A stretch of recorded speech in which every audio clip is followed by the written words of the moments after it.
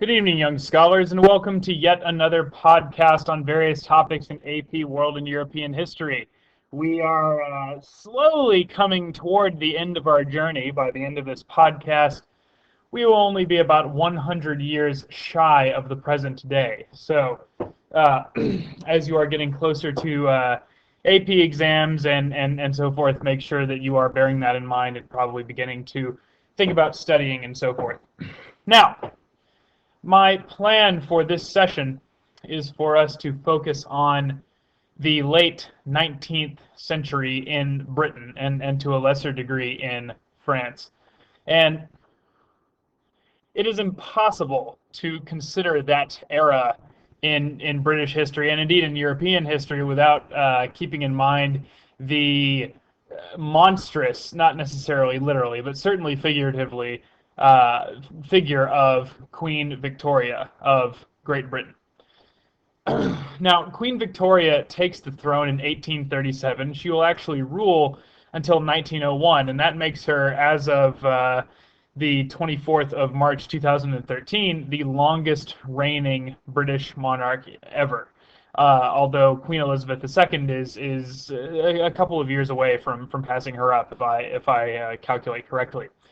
Now, when Vicky is ruling England, this era that is known as the Victorian era, it is a period of remarkable strength and remarkable change for Britain and indeed for the rest of the world. You will recall that in this period from 1837 to 1901, much of the rest of Europe is industrializing. By this point, obviously, England is completing and expanding upon its industrial revolution, having really begun that process probably about 100 years previously. The British Empire is also reaching the height of its geographic extent and arguably its political apex. Some 1/5 of the world's land area is controlled by the British. They have colonies in East Asia, they have colonies in India, in Africa, still some territories in the Americas and in the Caribbean, and other various small islands and other just little bits sort of hither and thither scattered across the world. This is the time during which the sun truly never sets on the British Empire. Somewhere in the empire, the sun is always up because they cover such a wide geographical area. And therefore, Britain is arguably at the top of the European pecking order. Their economic strength is, in my opinion, more or less unrivaled, though I think we could probably call France and Prussia a relatively close second and third in a lot of ways. Their naval power is certainly unequaled. And really their sort of political strength is tough to match. It's tough to match. Vicky is really able to throw her muscle around, particularly when she's dealing with non-European powers such as those in China, those in Africa, who perhaps lacking the industrial and military might of a modern European state could not really afford to tangle with her. Now, this is also a period during which at home, England and Britain at large, I should say, is experiencing some rather radical socioeconomic change. The middle class, as the nation continues to urbanize and industrialize, the middle class continues to grow in size. It continues to grow in wealth and also in political power.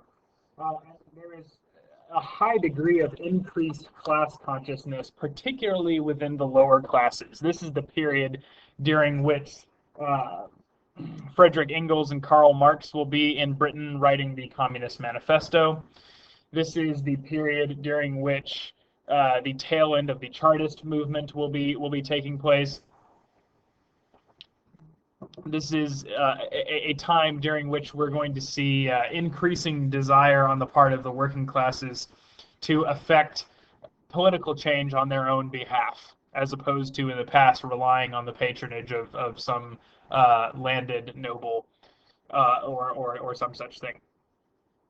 And so therefore, this is really the time, I think, where we can watch Britain, as well as other nations in Europe, but I think Britain probably first and best, growing into what we think of as being a truly modern industrialized nation state. They were in an era before we had defined countries as being so, they were certainly a first-rate, first-world nation. Now, with regard to all this sort of socioeconomic change is happening at home, this period is the time of what is referred to as the Victorian Compromise. And that is to say that while the sort of the upper class landed old money aristocrats have been kind of battling with the middle classes and the new money for control of the government over the course of the past, let's say, 150 years. During this period, they managed to sort of work out an arrangement by which they will sort of collectively govern the nation together. The middle class will largely control the House of Commons and will also largely be in control of the various city governments in places like York and Manchester and London and so forth and so on. Meanwhile, the aristocrats will control the House of Lords, which obviously is the upper house of the British Parliament. And also they will control the army and the church. And so therefore, with these spheres of influence, we come to approximate something that is in some ways broadly similar to the checks and balances that we have in the United States, but instead of being uniquely political, they're also somewhat social. And so therefore, these two groups are able to collectively work together to kind of steer the course of British politics and social life. Now, prior to Victoria's reign, you will recall we have had a couple of big changes as a result of all this industrialization that is happening, legal changes, that is. First of all, with the Factory Act of 1831, Parliament passed a law which forbade children under the age of 9 from working in factories. With the Poor Law of 1834, they established the workhouses to which the poor and unemployed must go. And actually, this is technically early in Victoria's reign, but in the late 1840s, 1846 and 1849 respectively, we repealed the Corn Laws and the Navigation Acts, which were largely protectionist measures to ensure the dominance of British business in the British Isles, at sort of at home. It's a protectionist measure to protect local business. Now, this is important for several reasons. One, we are getting into an era where the government is beginning to take a much more active role in ensuring rights for the lower classes and sort of establishing some kind of moral code according to which capitalism must govern itself. Because remember, up to this point, capitalism has largely been unbridled by government interference.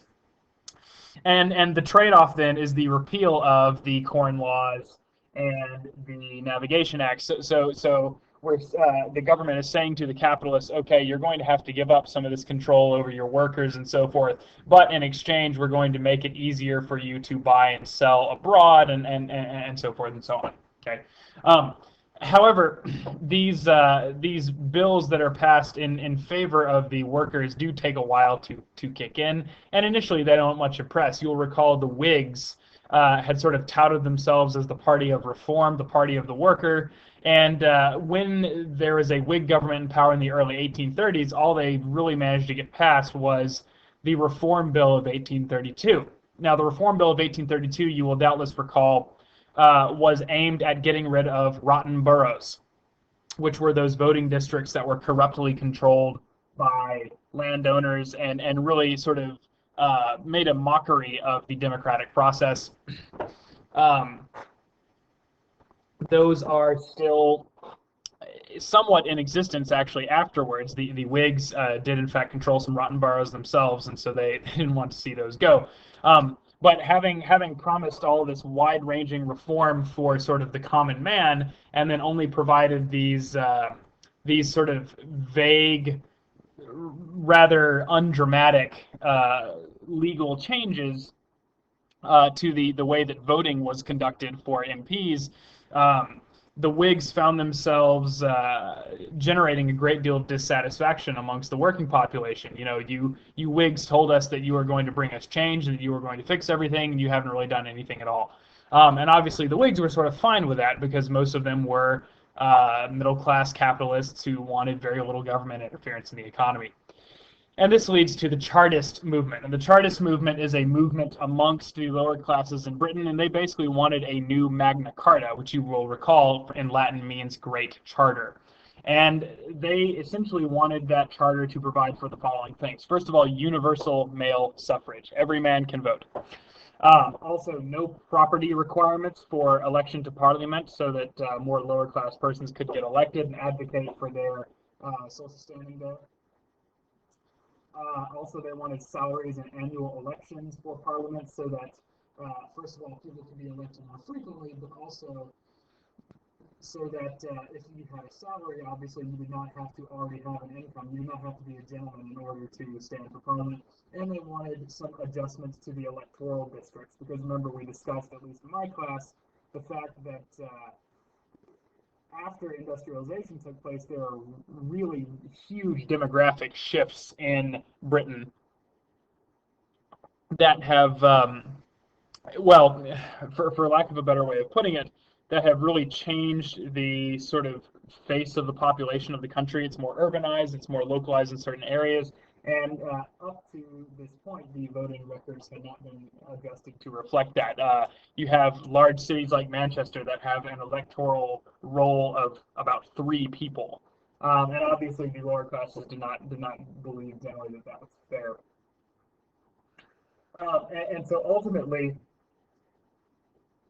particularly during the early years of Victoria's reign, it is going to be the conservative parties, the Tories, that are going to pass a lot of the pro-worker legislation. We'll talk about that. We'll talk about that in a little bit. Before we do that, I think we need to refocus ourselves on Victoria's family. You see Victoria and her husband Albert pictured here. Albert was a German, relatively minor German prince from Saxe-Coburg-Gotha. And which suited Victoria just fine, because you remember she is more or less from the Hanover family. She is therefore mostly German herself, and in fact the family spoke German to each other at home a great deal.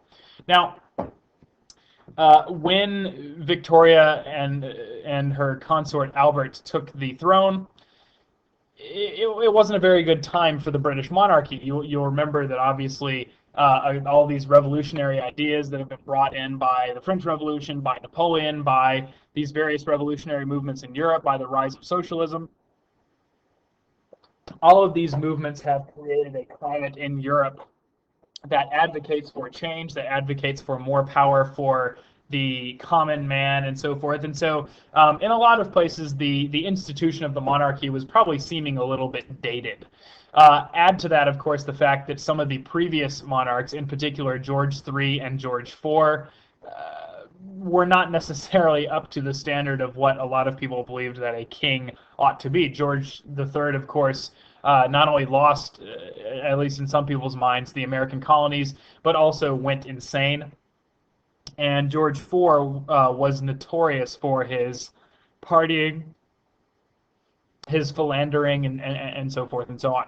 So when Vicky and Albert come into power, they sat down and they came to the conclusion that what we really need to do if the monarchy and therefore the nation is to be saved is we need to rehabilitate the monarchy. We need to create an entirely new image for ourselves. And they did that by portraying themselves as family people and as being sort of like the perfect bastions of the modern moral and respectable English family. In fact, they identified themselves very much with this growing middle class. You will notice that in these photos here, they're dressed well, but not necessarily in robes of state that we would associate with nobility. Everything is generally fairly plain. And they're portrayed in a very sort of personal way, right? We have the parents surrounded by their children. We have them here, and it sort of has a look like maybe Albert is kind of wooing Victoria and so forth. And so they really drove this new, respectable, moralist portrayal of English society. And obviously they were supported in that by some of the middle and upper classes, by some of the religious groups, particularly the new evangelical movements like the Methodists and the Baptists that have sprung up in Europe shortly before this period. And so they are using this new morality to create this this image that ultimately they believe is going to rehabilitate and save the monarchy. And we can see another example of it in this painting that was done of them as well. Again, looking, certainly Victoria has the crown and everybody's well dressed, but everybody is looking very down to earth, very normal. It's a very romantic scene in some ways. We have this big expansive sky. We've got all these sort of lush, dark fabrics and everything, and it creates this very sort of homely scene of the whole family together. We have the children over here playing. We have this child who's kind of wandering around, and Victoria seems to be sort of loving this child and whatnot. I mean, it's a very wholesome image of the monarchy, which obviously they needed to rehabilitate after some of her predecessors.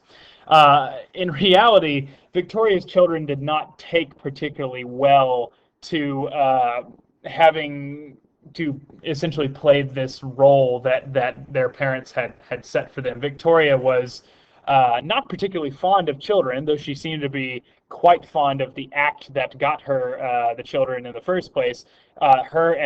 She and Albert had 9 children during their married years, and she didn't much care for them. Obviously, she sort of sent them off to wet nurses for the early part of their life, and she was notoriously tyrannical with them. She was more than willing, where it was required, to yell at them, to dress them down, to beat them if necessary, to the point that even Albert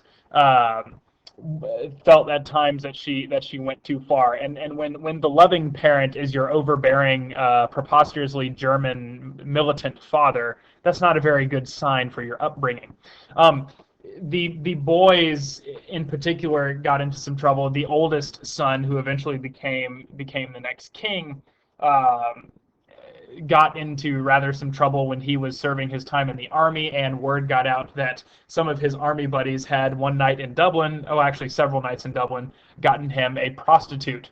And obviously Albert was incensed at this, not only because it violated he and Victoria's very strict moral upbringing, but also because it endangered the reputation of the monarchy. And supposedly he went to find their son, who was called Bertie, and took him out for a long walk in the rain to talk to him, and subsequently contracted an illness and died. And actually, for the rest of her life, Victoria blamed her husband's death, and her husband, who she adored, clearly. She blamed his death on their eldest son. And that wasn't the end of it. Some of the other sons were caught having sexual relations with prostitutes and other sort of inappropriate women. The daughters essentially wanted to get married off as quickly as possible so that they could escape from Victoria's grasp. Their youngest daughter, Vicky, was married to the King of Prussia, who eventually will become the Emperor of Prussia. And several other of the daughters were married to various crowned heads of Europe. If we look at the family tree, in fact, we can see here, Victoria, later Empress to Frederick of Germany, Princess Alice married to the Duchy of Hesse, Princess Helena married to Schleswig-Holstein, Argyll, Connaught, Albany, and so forth and so on. Princess Maud, the Queen of Norway, down here. So Victoria, in a way that the Habsburgs would have been, and probably were, supremely jealous of, manages to sort of wed her brood to various crowned heads of Europe, and manages to sort of ensconce her family's place as being crucial to the European political structure. So by that token, Victorian family was incredibly important, not only for Victoria, but to the nation as a whole, obviously. This, by the way, is a picture of Victoria. This is her here, late in her life, surrounded by a number of the children and grandchildren, and some of them you will likely recognize after we maybe do some World War I stuff.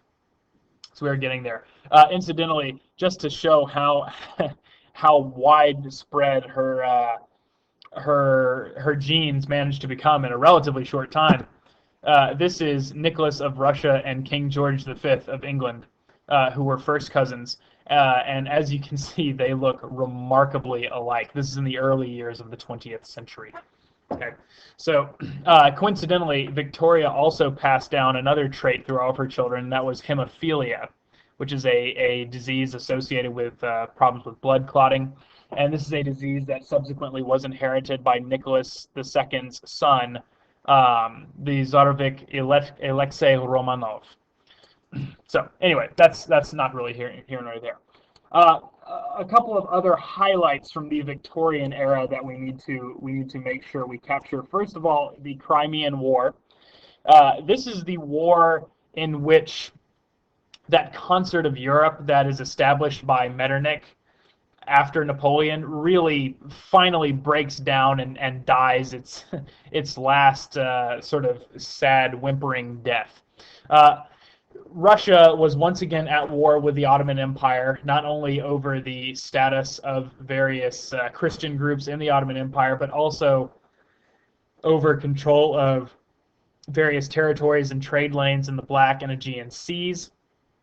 And Russia, since they had all these alliances with the Austrians, since they had gotten the Austrians out of trouble during the revolutions of 1848, and since this concert of Europe system had been put in place, basically the Russians were convinced that everybody else would give them a free hand in attacking the Ottomans, and the Ottoman Empire was at this point getting very close to collapse. However, the British and the French were concerned about growing Russian strength, worried that they might be able to access the Eastern Mediterranean, which would threaten British and French interests in the Suez Canal and in North Africa. And so they actually came into the war on the side of the Ottomans.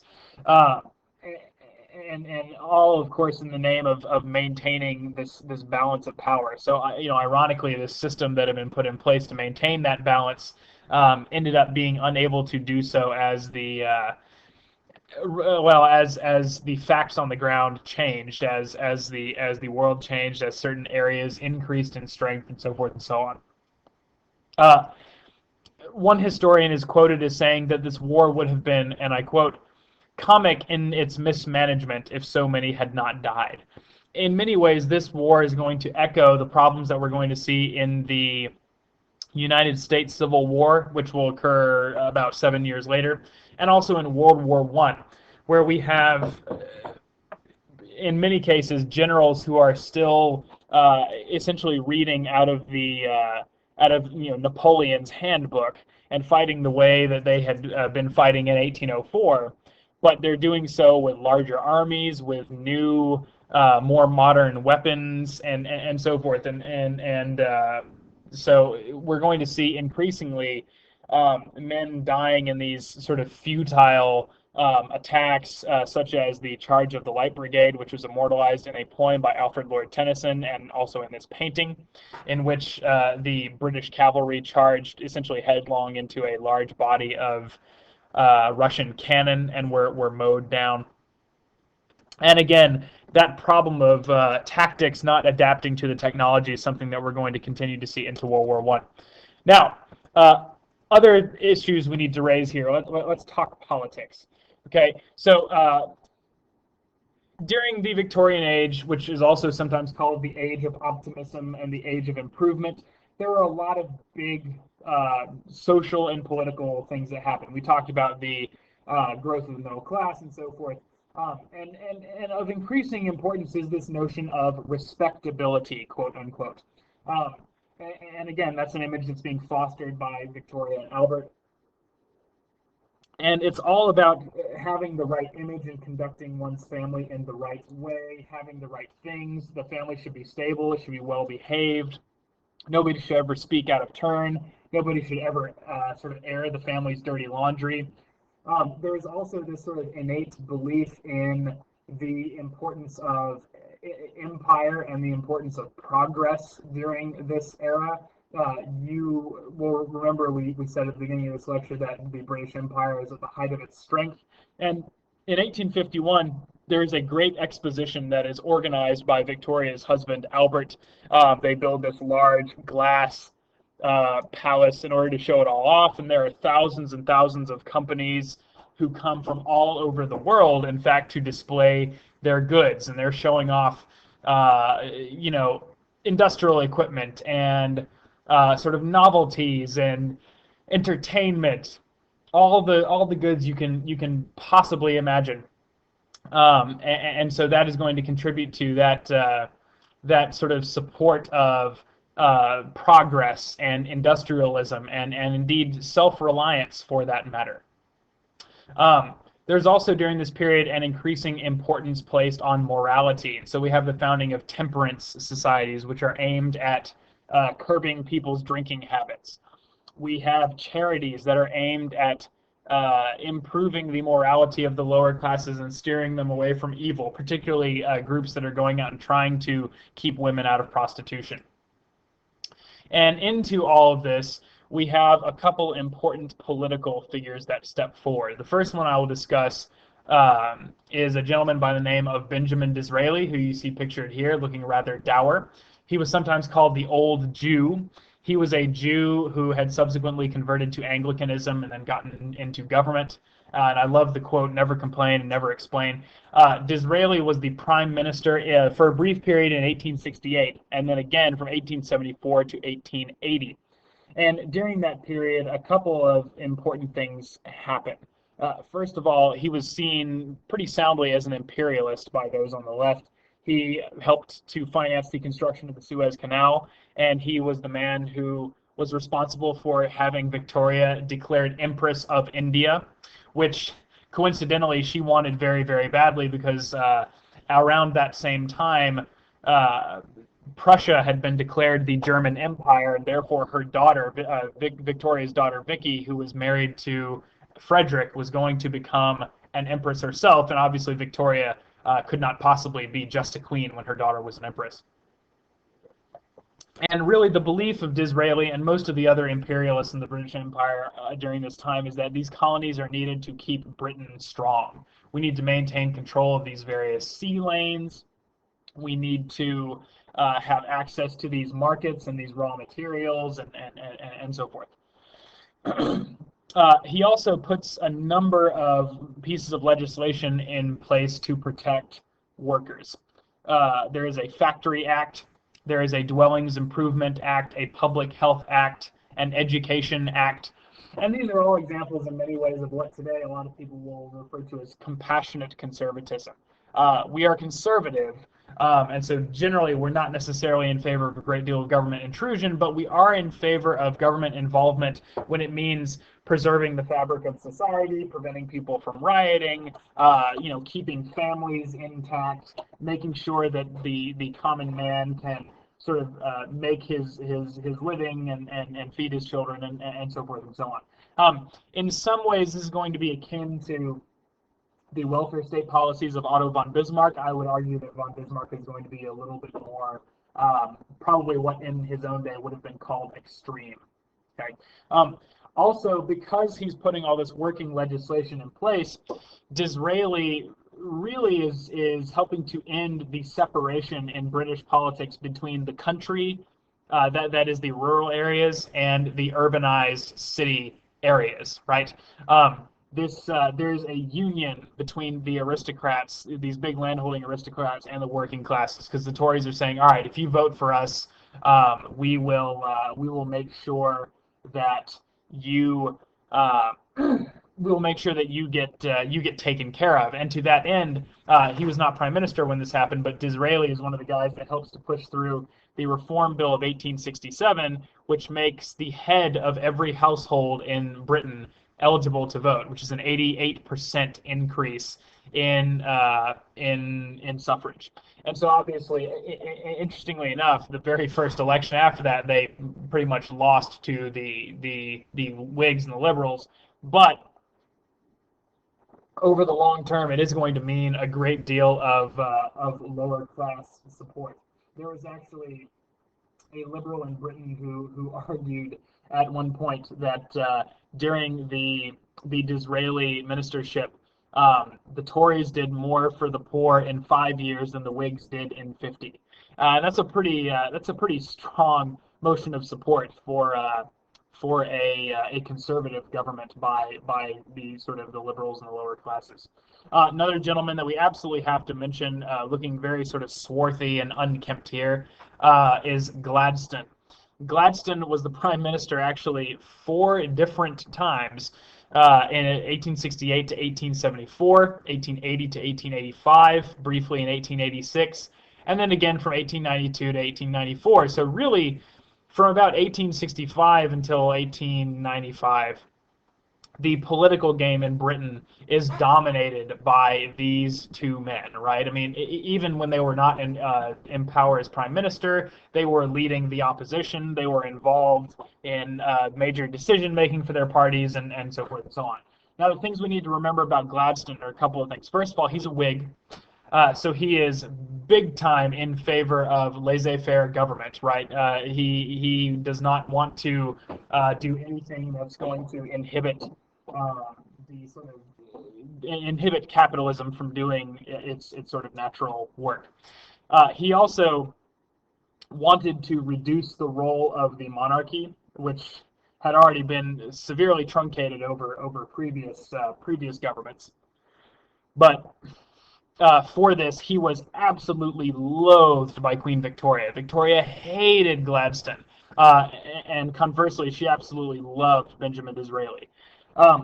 He also opposed colonization. He believed it was too expensive. But obviously, during this period that we're talking about, imperialism in Britain has really become, in some ways, a beast that cannot be fed. I mean, there was nothing that Gladstone could do to stop the continued expansion of British imperial interests in Africa and Asia. I mean, it was going to happen, and no matter what he did to try and cut it off, it just sort of kept on going.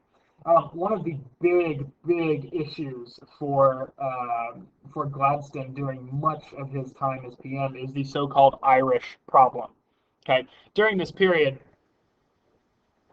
Ireland is dominated by landowners, English landowners, many of whom coincidentally were Whigs, and the Irish were becoming less and less contented with the rule of the British government, and with that increased class consciousness that we talked about, they are able to sort of coalesce that class consciousness with an increased ethnic consciousness of we are Irish, we are poor, and we are being dominated by these men who are English and who are rich, and therefore we need to drive them out, right? And so there's all this sort of anger from the Irish. There's a lot of riots and so forth and so on.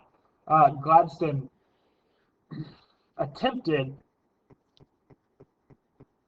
to put an end to some of this by sort of appeasing the Irish.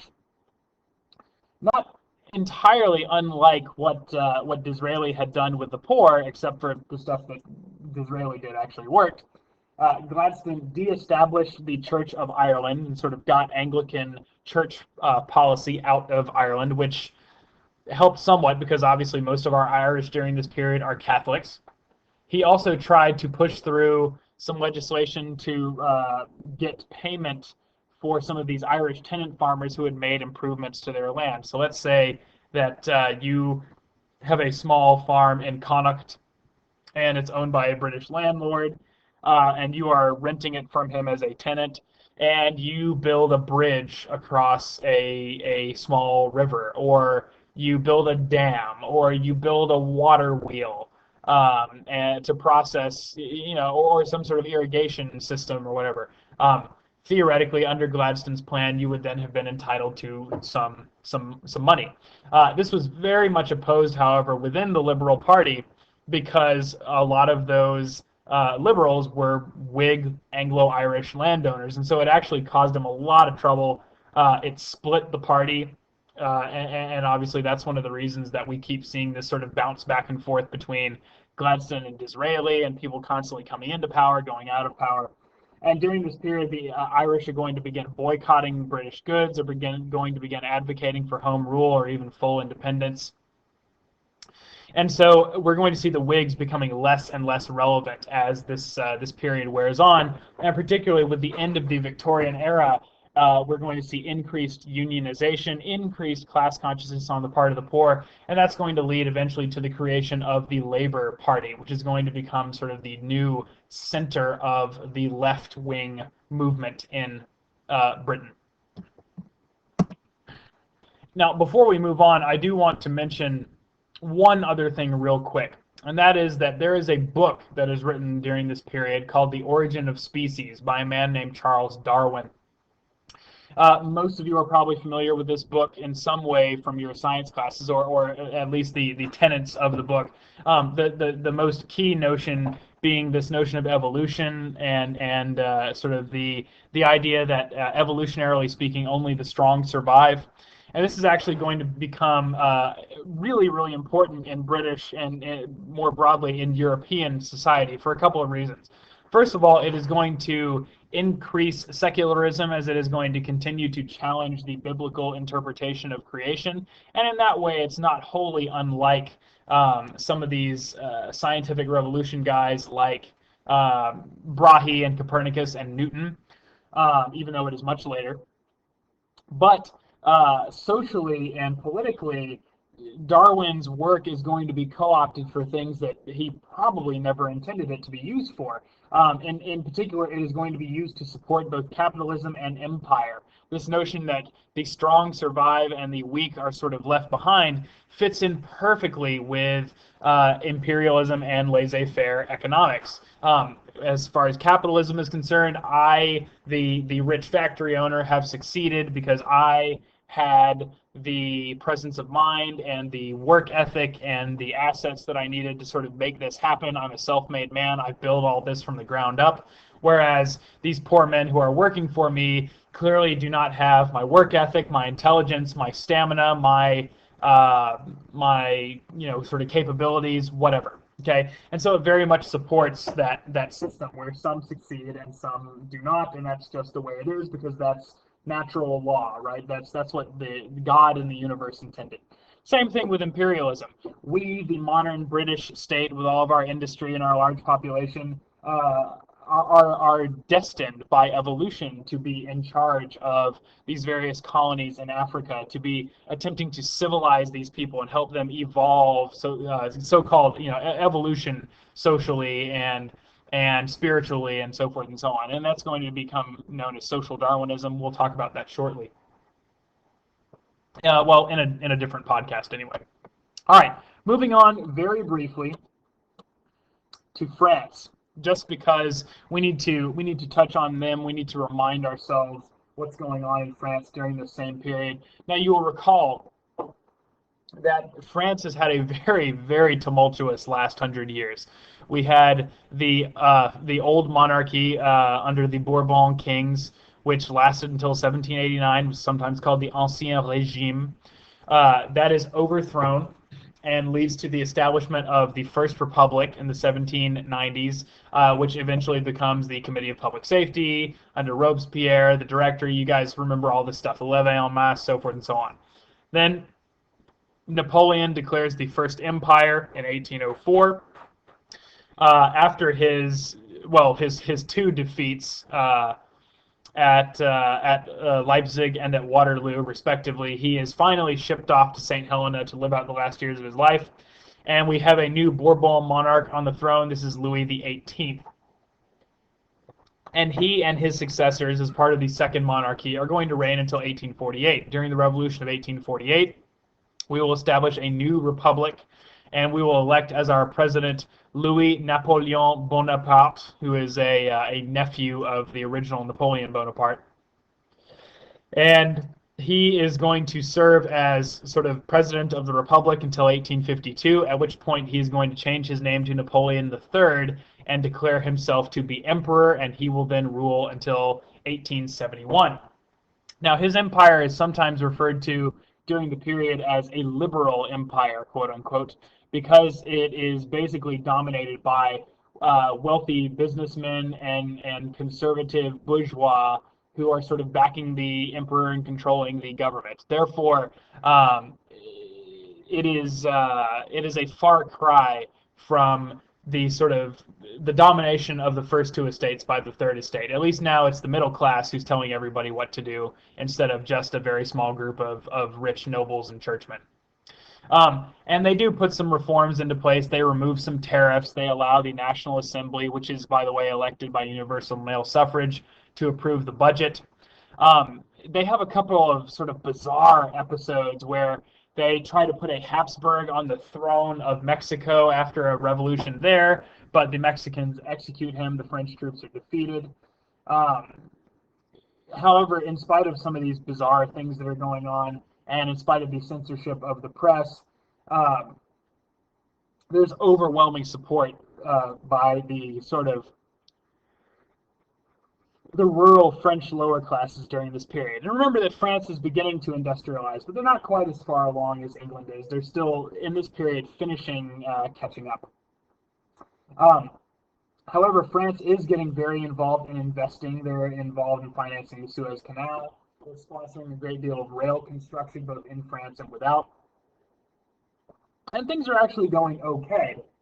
And what's really going to bring the House of Cards tumbling down is going to be the Franco-Prussian War. Now, in my class, we discussed this in tandem with our look at the unification of Prussia, so I will not dig into it very deeply here, other than to point out that the Prussians, who had been evolving considerably in terms of their political and military structure and organization and so forth, basically just march into France and just beat the French like they stole something. In like one or two large battles in August of 1870, the French army is completely annihilated. Napoleon III is captured, and so basically after that, the French people say, you know, we were okay with Napoleon I being an emperor because he gave us all these victories, and you know, if you're going to just get beat by the Germans like this, then we're going to cut you loose. And so they get rid of Napoleon III and they establish a new republic. And that republic is going to be in place until 1940, when the Germans capture Paris during World War II. And we'll get there. All right, so we're getting quite close. Now, in this new republic, there is a very strong sense of nationalism. Obviously, particularly because of the defeat of France by Prussia, there's this desire for revenge. They want to get some of those territories back, in particular Alsace and Lorraine, which the Germans had taken and were occupying until the war indemnity was paid off. And in particular, there is a right-wing general and minister of war named General Boulanger, who launches a political campaign to be elected to a new post. This is one of the first campaigns where we see a lot of mass politics, a lot of propaganda posters, the speeches. And remember, this is universal male suffrage, so for the first time, instead of just kind of appealing to whoever was running the rotten borough, we have to be able to appeal to everybody, right? We have to really get our message out there. And Boulanger's message was very anti-Semitic. There's a lot of violence against Jews as part of his campaign, and it upsets a lot of people. And so he's eventually forced into retirement by the government and commits suicide. But anti-Semitism after that is going to remain basically part of the platform of the French right. And this is going to really demonstrate itself in the Dreyfus affair.